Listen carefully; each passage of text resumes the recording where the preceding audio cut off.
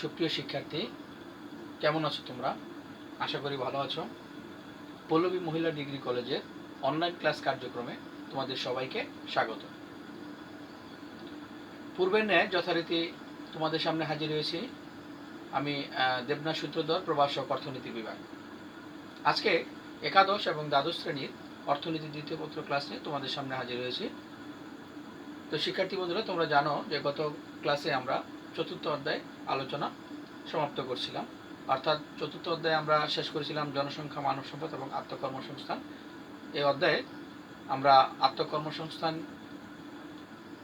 টপিকসটি দিয়ে অধ্যায়টি শেষ করেছিলাম। আজকে আমরা একটি নতুন অধ্যায়ে তোমাদেরকে নিয়ে যাব। সেটি হচ্ছে তৃতীয় অধ্যায়, সেটি হচ্ছে বাংলাদেশের শিল্প। এই বাংলাদেশের শিল্পে তোমরা আজকের ক্লাস শেষে তোমরা যে বিষয়গুলো জানতে পারবে, এক নজরে আমরা আসলে সেই বিষয়গুলো দেখে নিই। প্রথমে হচ্ছে বাংলাদেশের শিল্প কাঠামো বর্ণনা করতে পারবে। তারপরে আছে বাংলাদেশের শিল্পের শ্রেণীবিন্যাস, দেশের শিল্প কাঠামো বর্ণনা করতে পারবে। তারপরে আছে বাংলাদেশের শিল্পের শ্রেণীবিন্যাস ব্যাখ্যা করতে পারবে। সর্বশেষ যে বিষয়টি আছে সেটি হচ্ছে রপ্তানিমুখী শিল্পের তালিকা প্রস্তুত করতে পারবে। তো শিক্ষার্থী বন্ধুরা, চলো আমরা ক্লাসে প্রবেশ করি। তো প্রথমেই আমরা যে বিষয়টি জানব সেটি হচ্ছে শিল্প কী এবং শিল্পের বৈশিষ্ট্যগুলো কী হতে পারে, এবং বাংলাদেশের শিল্পের অবকাঠামো কী ধরনের অবস্থায় আছে সেই বিষয়গুলো সম্পর্কে আমরা প্রথমভাবে জানব। সুপ্রিয় শিক্ষার্থী, প্রথমে আমরা যে বিষয়টা জানব, শিল্প কী।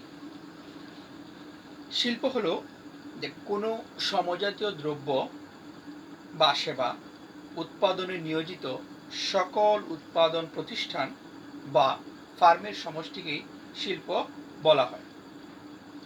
উৎপাদন, প্রক্রিয়াজাতকরণ, সংযোজন এবং পরবর্তীতে উৎপাদিত পণ্যের মেরামত, পুনর্সংস্কার সাধন ও প্রক্রিয়াকরণ বিষয়ে কাজসমূহ এই শিল্পের অন্তর্ভুক্ত থাকে। আমরা যদি অন্যভাবে বলি যে যন্ত্রপাতি কিংবা স্থায়ী সম্পদের উল্লেখযোগ্য ব্যবহারের মাধ্যমে যেসব সেবামূলক কর্ম সম্পাদিত হয়, অর্থাৎ কাঁচামাল বা প্রাথমিক দ্রব্যকে মাধ্যমিক বা চূড়ান্ত দ্রব্যে রূপান্তরকরণ বা রূপান্তরের যেসব কর্মসেবা থাকে সেই সব কর্মসেবাকেই শিল্প বলে। বাংলাদেশের সকল কাগজ কল বা সকল গার্মেন্টস কারখানাকে যথাক্রমে কাগজ শিল্প বা গার্মেন্ট শিল্প হিসেবে অবহিত করা হয়। 2015-16 অর্থ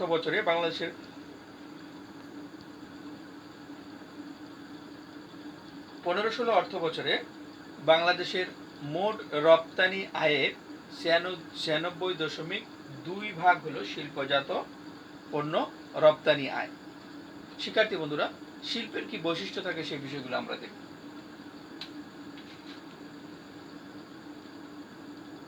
শিল্প কি, শিল্পের বৈশিষ্ট্য।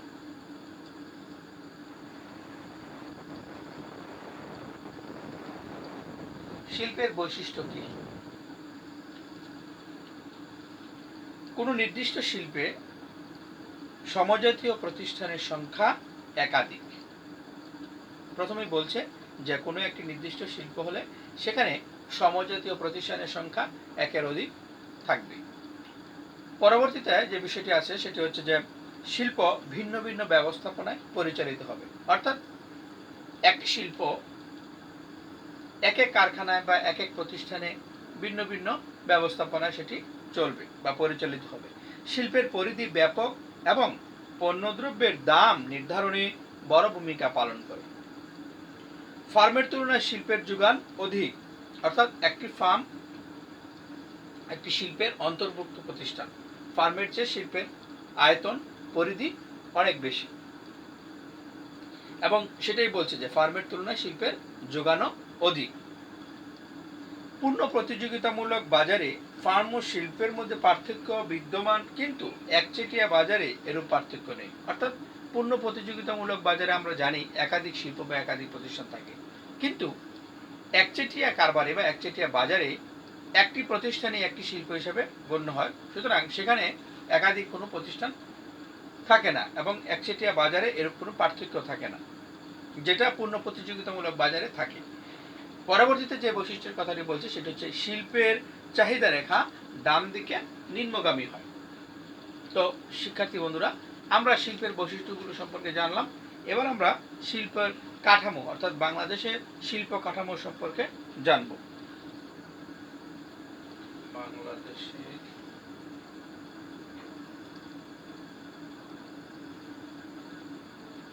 শিল্প কাঠামো।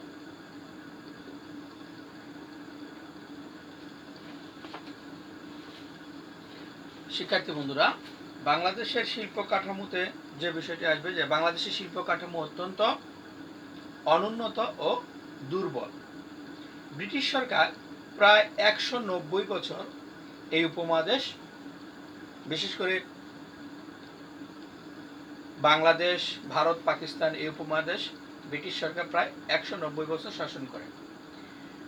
বাংলাদেশ 190 বছর ব্রিটিশ সরকারের শাসনের পরিধি থেকে বের হয়ে পাকিস্তান সরকারের কাছে আবার দীর্ঘ 24 বছর তারা শোষিত হয়। তো বাংলাদেশ এভাবেই শাসন শোষণের ফলে নানা দিক থেকে বঞ্চিত হয়। এই সময়ে তারা বাংলাদেশকে কাঁচামালের উৎস ও নিজেদের শিল্পজাত পণ্যের বাজার হিসেবে তারা ব্যবহৃত করত বা ব্যবহার করে থাকত। ফলে ওই সময়ে এদেশে কোনো বৃহদায়তন শিল্প প্রতিষ্ঠান গড়ে ওঠেনি। এমনকি তারা আমাদের কুটির শিল্পগুলোকে সমূলে ধ্বংস করে যায়। স্বাধীনতা পরবর্তী সময়ে বিদেশি মালিক শ্রমিক ব্যবস্থাপনা ব্যাপকভাবে দেশ ছেড়ে যাওয়ায় শিল্পক্ষেত্রে এক বিশাল শূন্যতা সৃষ্টি হয়। এই শূন্যতা পূরণের লক্ষ্যে 1972 সালে সরকার এদেশে বৃহদায়তন শিল্প সমূহকে জাতীয়করণ করে নেয় এবং 1976 সাল নাগাদ জাতীয়করণকৃত শিল্পসমূহ প্রচুর পরিমাণে লোকসানের সম্মুখীন হয়। বাংলাদেশ সরকার 1986 সালে শিল্পনীতি 1986 সালে শিল্পনীতি 1986 ঘোষণার মাধ্যমে শিল্প সমূহকে ব্যক্তি মালিকানা ছেড়ে দিতে শুরু করলে শিল্প উৎপাদন বৃদ্ধি পায় এবং মুদ্রাস্ফীতি ঘটে। বিশ্ব অর্থনীতির বর্তমান প্রতিযোগিতার প্রেক্ষাপটে শিল্পনীতি 2005-এর যে ধরনের দিক নির্দেশনা প্রদান করা হয়েছে তাতে দেশে শিল্প প্রতিষ্ঠান ক্ষেত্রে পরিকল্পিতভাবে শিল্পায়নের কিছুটা প্রসার ঘটে। এর ফলে শিল্প খাতে অব্যাহত ও টেকসই প্রবৃদ্ধি অর্জন সম্ভব হয়। বাংলাদেশের শিল্প খাত 4টি উপখাতের সমন্বয়ে গঠিত।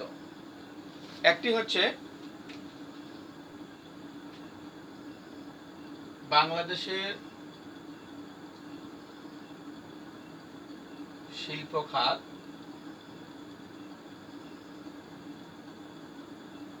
চারটি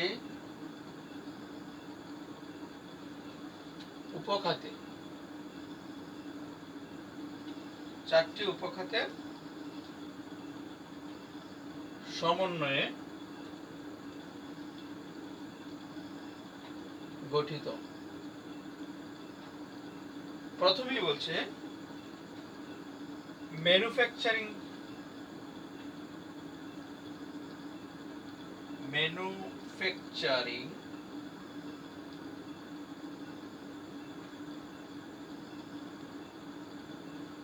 তারপরে বলছে খনিজ ও খনন,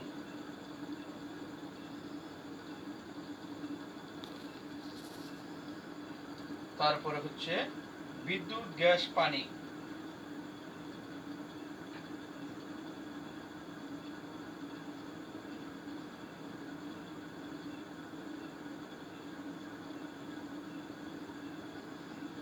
এবং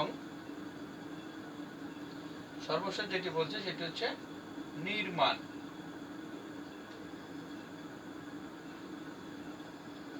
শিক্ষার্থী বন্ধুরা, আমরা বাংলাদেশের শিল্প খাতে চারটি উপখাতের সমন্বয়ে গঠিত যে বিষয়গুলো সেগুলো এখানে উপস্থাপন করলাম। প্রথমে বলছে যে ম্যানুফ্যাকচারিং, তারপরে বলছে খনিজ খনন, বিদ্যুৎ, গ্যাস ও পানি এবং নির্মাণ। ম্যানুফ্যাকচারিং এ যে বিষয়গুলো থাকে সেখানে বৃহৎ, মাঝারি এবং ক্ষুদ্রায়তন যে শিল্পগুলো আছে সেগুলো আমাদের এই ম্যানুফ্যাকচারিং এর ভিতরে অন্তর্ভুক্ত থাকে। অর্থাৎ এর ভিতরে বৃহৎ, মাঝারি ও ক্ষুদ্র শিল্প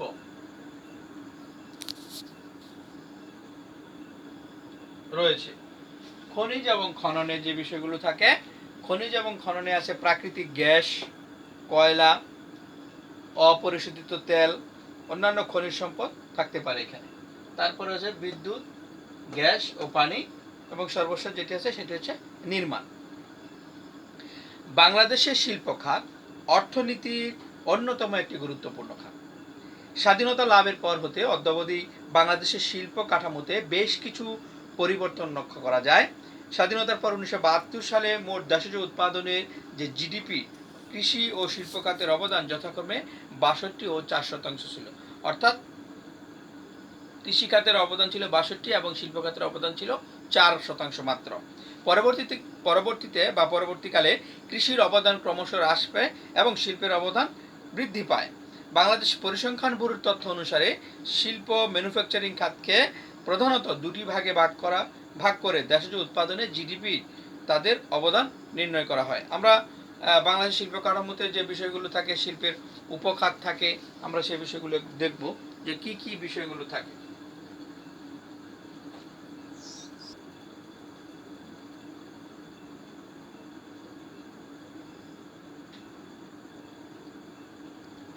পরবর্তীতে আছে পণ্য উৎপাদন,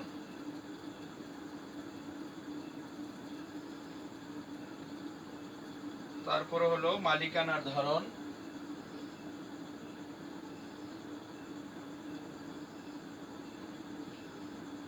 তারপরে হচ্ছে কর্মসংস্থান,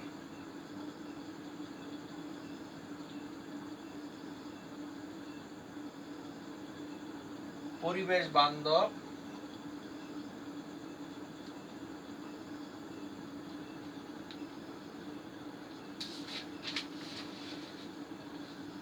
নারীদের প্রবেশাধিকার।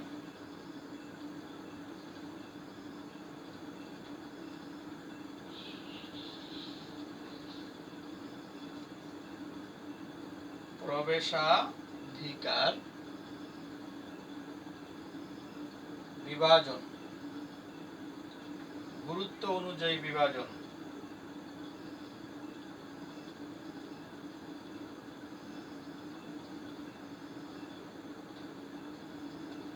সর্বশেষ যে বিষয়টি আছে সেটা হচ্ছে উৎপাদন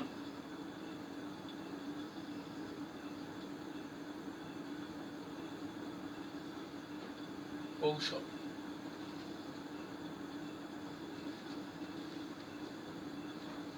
শিক্ষার্থী বন্ধুরা, বাংলাদেশের শিল্পের যে বিষয়গুলো আমরা বলতেছি যে বাংলাদেশ শিল্প কাঠামোতে যে বিষয়গুলো অন্তর্ভুক্ত থাকে সেই কাঠামোতে সংক্ষেপে যে বিষয়গুলো থাকে সেগুলো আমরা সংক্ষেপে একটু উপস্থাপন করার চেষ্টা করলাম।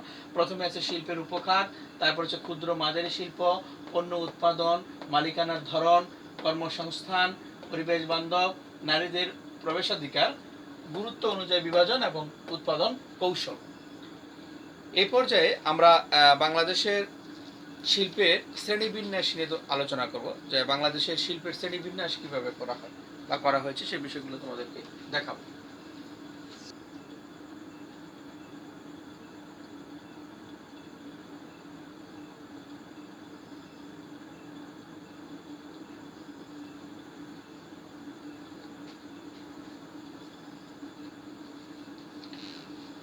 উৎপন্ন দ্রব্যের প্রকৃতি অনুযায়ী বাংলাদেশের শিল্প খাত 3 ভাগে বিভক্ত।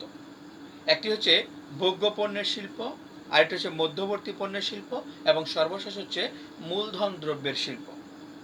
শিল্পনীতি 2005-এর আলোকে বাংলাদেশের শিল্পসমূহকে প্রধানত 4 ভাগে ভাগ করা যায়, যথা বৃহৎ শিল্প, মাঝারি শিল্প, ক্ষুদ্র শিল্প এবং কুটির শিল্প।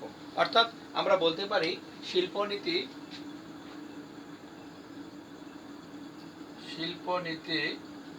2005 এর আলোকে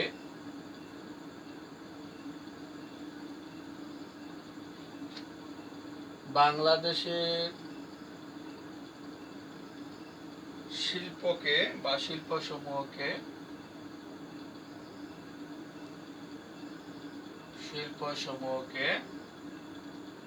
চার ভাগে ভাগ করা যায়, যথা বৃহৎ শিল্প, 2 হচ্ছে মাঝারি শিল্প,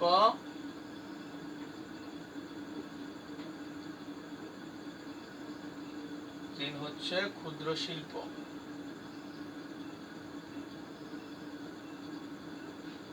চার হচ্ছে কুটির শিল্প।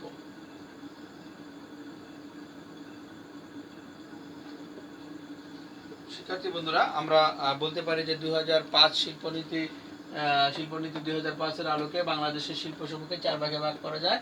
একটি হচ্ছে বৃহৎ শিল্প, মাঝারি শিল্প, ক্ষুদ্র শিল্প এবং কুটির শিল্প। দেশের শিল্প উন্নয়নের গতিকে বেগবান করতে শিল্পনীতি 2010 নামে একটি যুগোপযোগী শিল্পনীতি ঘোষণা হয়েছে। এই নীতির অন্তর্নিহিত উদ্দেশ্যগুলো হচ্ছে উৎপাদনশীল কর্মসংস্থান সৃষ্টি করা, নারীদেরকে শিল্পায়ন প্রক্রিয়ায় মূল ধারায় নিয়ে আসা এবং দারিদ্র্য দূরীকরণ। এই উদ্দেশ্যে যেখানে সম্ভব সেখানেই পুঁজিঘন শিল্পের পরিবর্তে শ্রমঘন শিল্প অর্থাৎ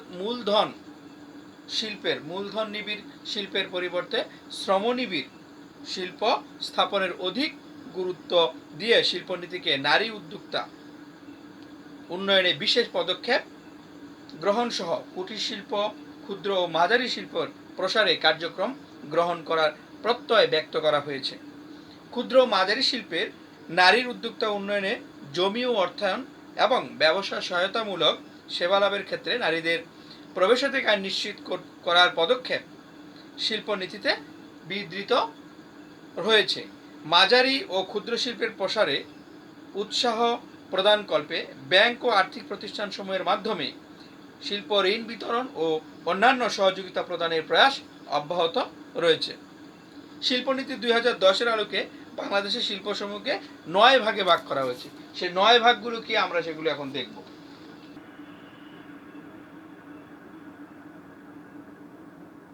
বৃহৎ শিল্প, তারপরে হচ্ছে মাঝারি শিল্প, তারপরে হচ্ছে ক্ষুদ্র শিল্প,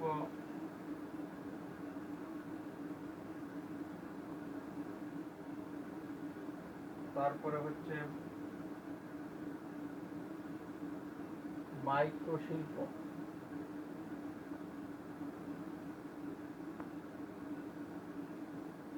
তারপরে হলো কুটির শিল্প,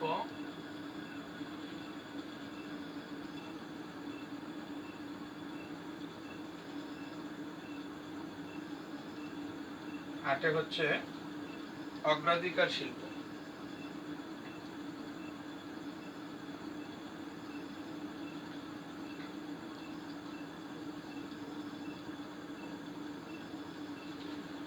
সুপ্রিয় শিক্ষার্থী বন্ধুরা, শিল্পনীতি 2010 এর আলোকে বাংলাদেশের শিল্পসমূহকে 9 ভাগে ভাগ করা যায়। প্রথমেই বলছে বৃহৎ শিল্প, তারপরে বলছে মাঝারি শিল্প, ক্ষুদ্র শিল্প, মাইক্রো শিল্প, কুটির শিল্প, হাইটেক শিল্প, সংরক্ষিত শিল্প, অগ্রাধিকার শিল্প এবং সর্বশেষ বলছে নিয়ন্ত্রিত শিল্প। তো এভাবে আমরা দেখাতে পারি যে বাংলাদেশের শিল্পের শ্রেণীবিন্যাসগুলো। তার পরবর্তী যে বিষয়টি আছে, ক্ষুদ্র এবং কুটির শিল্পের ভিতরে কিছু পার্থক্য থাকে, সেই বিষয়গুলো এখানে আসবে। আমরা শিল্পনীতি 2010 এর আলোকে বিষয়গুলো দেখলাম। এখন আমরা শিল্পনীতি 2016 এর লক্ষ্য এবং তার উদ্দেশ্যগুলো তোমাদের সামনে উপস্থাপন করার চেষ্টা করবো যে শিল্পনীতি 2016 এর লক্ষ্য এবং উদ্দেশ্যগুলো কি। দেশের শিল্পায়নের গতিকে বেগবান করতে জাতীয় শিল্পনীতি 2016 ঘোষণা করা হয়েছে। এই নীতি উৎপাদিত পণ্যের মান উন্নয়নের মাধ্যমে দেশীয় এবং আন্তর্জাতিক বাজারে এর চাহিদা বৃদ্ধিকরণ, পণ্যের প্যাটেন্ট ও ডিজাইন সংরক্ষণ, শিল্পের বর্জ্য ব্যবস্থাপনা এবং ভোক্তার স্বার্থ সংরক্ষণ পূর্বক শিল্পায়নে অংশগ্রহণকারী সকল পক্ষের সাথে পরামর্শ করে আইন সংশোধন ও এর প্রয়োগ নিশ্চিতকরণে ভূমিকা পালন করছে। এছাড়া শিল্প স্থাপনের দুর্যোগ ঝুঁকির বিষয়টি বিবেচনায় নেওয়া, সরকারি ও ব্যক্তি উদ্যোক্তাদের সুষ্ঠু সমন্বয় এবং বিদেশি বিনিয়োগের উপযুক্ত পরিবেশ সৃষ্টি, জাতীয় অর্থনীতিতে অবদানের ভিত্তিতে প্রতিটি শিল্প উপখাতে সরকারি প্রণোদনার অগ্রাধিকার নির্ধারণ এবং ম্যানুফ্যাকচারিং খাত ও শ্রমগণ শিল্পকে অগ্রাধিকার দিয়ে হস্ত, ক্ষুদ্র, কুটির ও মাঝারি শিল্পের বিকাশে সরকারি ও ব্যক্তি খাতের সমন্বিত প্রচেষ্টা জোরদার। রাষ্ট্রায়ত্ত শিল্প খাতের প্রয়োজনীয় সংস্কার ও আধুনিকায়ন শিল্পনীতিতে বিধৃত হয়েছে। শিল্পনীতি 2016 লক্ষ্যগুলো কি সেগুলো আমরা জানবো। যে সরকারি ও ব্যক্তি খাতের সমন্বিত প্রচেষ্টায় শিল্পায়নের মাধ্যমে শিল্প প্রবৃদ্ধি অর্জন ও ব্যাপক কর্মসংস্থানের সুযোগ সৃষ্টি করে জনগণের আর্থসামাজিক অবস্থার উন্নয়ন। সরকারের সামগ্রিক উন্নয়ন রূপকল্প বাস্তবায়নের লক্ষ্যে 2021 সাল নাগাদ জাতীয় আয়ে শিল্প খাতের অবদান বিদ্যমান 29% থেকে 35% এবং শ্রমশক্তির অবদান 18% থেকে 25% উন্নতিকরণ। পরবর্তীতে বলছে যে শিল্পায়নের মাধ্যমে মানসম্পন্ন ও আয়বর্ধক কর্মসংস্থান বৃদ্ধি করে অন্তর্ভুক্তিমূলক উন্নয়নে ভূমিকা রাখা। শিল্পনীতি 2016 উদ্দেশ্য কি? যে শিল্প প্রবৃদ্ধি অর্জনে একটি উদ্দীপ্ত ও গতিশীল ব্যক্তিখাত সৃষ্টি এবং দক্ষতা ও উৎপাদনশীলতা বৃদ্ধির লক্ষ্যে সরকারের সহায়ক এবং তদারকিমূলক ভূমিকা। দেশীয় শিল্পের স্বার্থ সংরক্ষণ, উন্নয়ন ও বিকাশের মাধ্যমে উদ্যোক্তা সৃষ্টি, ক্ষুদ্র, কুটির ও মাঝারি শিল্পকে শিল্পায়নের মূল চালিকা হিসেবে বিকশিত করার সহায়ক পরিবেশ সৃষ্টি। রপ্তানিমুখী শিল্প স্থাপন ও বহুমুখীকরণ, টেকসই পরিবেশ বান্ধব শিল্পায়ন নিশ্চিতকল্পে উৎসাহ ও সহায়তা প্রদান। এলাকাভিত্তিক কৃষিজ, বনজ, প্রাণীজ, প্রাকৃতিক, সামুদ্রিক ইত্যাদি সম্পদের সর্বোত্তম ব্যবহারের মাধ্যমে বিশেষায়িত শিল্পের উন্নয়ন। শিল্প পণ্যের উৎপাদন বৃদ্ধি, গুণগত মান উন্নয়ন ও বাজারজাতকরণের সক্ষমতা বৃদ্ধি। তথ্য প্রযুক্তি প্রসারের মাধ্যমে আন্তর্জাতিক ও আঞ্চলিক নেটওয়ার্কের সঙ্গে যুক্ত হয়ে বৈশ্বিক প্রতিযোগিতায় অংশগ্রহণে দেশের শিল্প খাতকে সক্ষমকরণ। শিল্প খাতে নারী উদ্যোক্তাদের অধিকতর অংশগ্রহণের সুযোগ সৃষ্টি এবং সর্বশেষ যে বিষয়টি বলছি সেটি হচ্ছে দেশি বিনিয়োগের পাশাপাশি বিদেশি বিনিয়োগকে উৎসাহিত এবং আকর্ষণের লক্ষ্যে প্রয়োজনীয় আইনগত এবং অবকাঠামোগত সুবিধা প্রদান। এখানে বলে রাখা প্রয়োজন যে শিল্পনীতি 2005 এবং শিল্পনীতি 2010 পরবর্তীতে শিল্পনীতি 2016-তে বাংলাদেশের শিল্প সমূহকে 12টি ভাগে ভাগ করা হয়। সেখানে এই বৃহৎ শিল্প, মাঝারি শিল্প, ক্ষুদ্র শিল্প, তারপরে মাইক্রো শিল্প, কুটির শিল্প এবং হস্তচালিত কারুশিল্প ও হাইটেক শিল্প, সৃজনশীল শিল্প এবং সংরক্ষিত শিল্প ও উচ্চ অগ্রাধিকার শিল্প এবং নিয়ন্ত্রিত শিল্প এই বিষয়গুলো অন্তর্ভুক্ত ছিল। বাংলাদেশের শিল্প কাঠামোর বৈশিষ্ট্যের কথা যদি বলি, যে এই শিল্প কাঠামো বলতে কোনো দেশের শিল্পের প্রকৃতি ও আয়তন, ব্যবহৃত প্রযুক্তির ধরন, উপকরণের ধরন ও দক্ষতা, উদ্যোক্তার ধরন ও দক্ষতা, শ্রম পরিবেশ ও মজুরি, উৎপন্ন দ্রব্য, শিল্পের সামগ্রিক পরিবেশ ইত্যাদি সংঘবদ্ধ রূপকেই বলা হয় একটি দেশের শিল্প কাঠামো বৈশিষ্ট্য। বাংলাদেশে জন্মলগ্ন হতে বর্তমান পর্যন্ত শিল্প কাঠামোর ইতিহাস পর্যালোচনা করলে আমরা কিছু বৈশিষ্ট্য পাই। সেই বৈশিষ্ট্যগুলো আমরা এখন উপস্থাপন করব।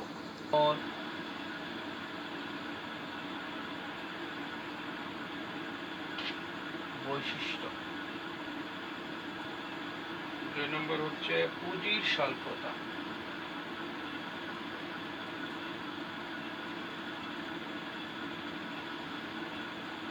মূল্য মূলধনী শিল্প বা ভারী শিল্প।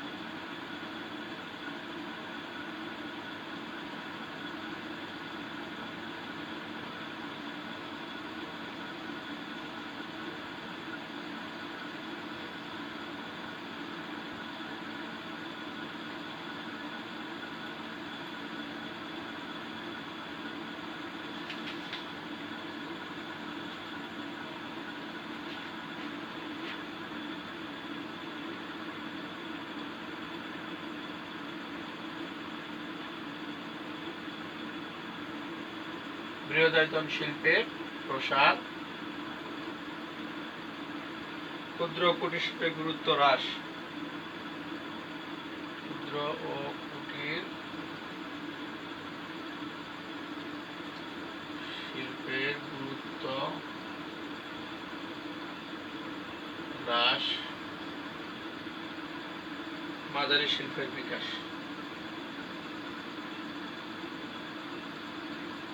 মাঝারি শিল্পের বিকাশ। রাষ্ট্রায়ত্ত খাতের ব্যর্থতা ও বেসরকারি খাতের প্রাধান্য। রাষ্ট্রায়ত্ত খাতের ব্যর্থতা ও বেসরকারি খাতের প্রাধান্য।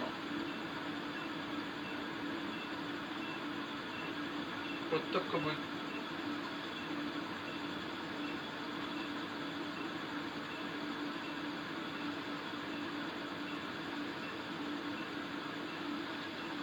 শিক্ষার্থী বন্ধুরা, বাংলাদেশে শিল্প কাঠামোর যে বৈশিষ্ট্যগুলো আমরা পাই সেগুলো আমরা এখানে দেখলাম। যে প্রথমে আছে দ্বৈত মালিকানা, অর্থাৎ একাধিক মালিকানার মাধ্যমে বাংলাদেশের শিল্প পরিচালিত হয়।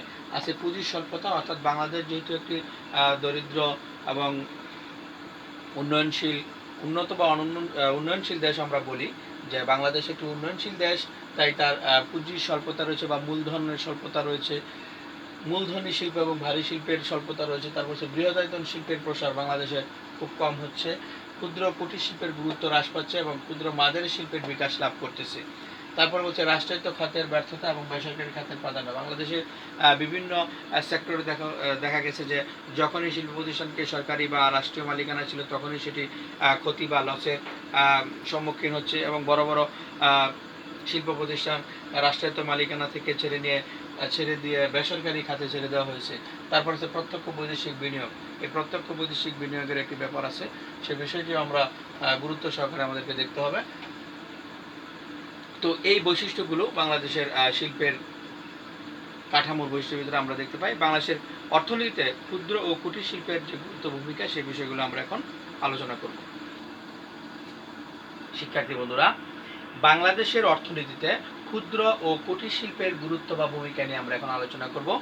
বাংলাদেশের অর্থনৈতিক উন্নয়নের ক্ষেত্রে ক্ষুদ্র ও কুটির শিল্প এক গুরুত্বপূর্ণ ভূমিকা পালন করছে। আমরা বাংলাদেশের ক্ষুদ্র কুটির শিল্পের মধ্যে যে বিষয়টি প্রথমে আছে সেটি হচ্ছে কর্মসংস্থান বৃদ্ধি, তারপর আছে কৃষিতে জনসংখ্যার চাপ হ্রাস, বিনিয়োগের সুবিধা আছে, স্ত্রীলোকের কর্মসংস্থানের সৃষ্টি, জীবনযাত্রার মান উন্নয়ন, সম্পদের সুষম বন্টন এবং মুদ্রাস্ফীতি নিয়ন্ত্রণ, বৈদেশিক মুদ্রা সঞ্চয়, কাঁচামালের সদ্ব্যবহার, জাতীয় ঐতিহ্যের রক্ষক, রুচি মাফিক উৎপাদন, গ্রামীণ অর্থনীতির বিকাশ, পরিবেশ দূষিত হয় না এবং উপজাত দ্রব্যের ব্যবহার, অধিক স্থায়িত্বতা এবং বৈদেশিক মুদ্রা আয় ও অতিরিক্ত আয় অর্জন, সুষম উন্নয়ন এবং দ্রুত অর্থনৈতিক উন্নয়ন। এই বিষয়গুলো বাংলাদেশের ক্ষুদ্র ও কুটির শিল্পের যে বাংলাদেশের অর্থনীতির অবদান, সেই বিষয়গুলো এখানে চলে আসছে।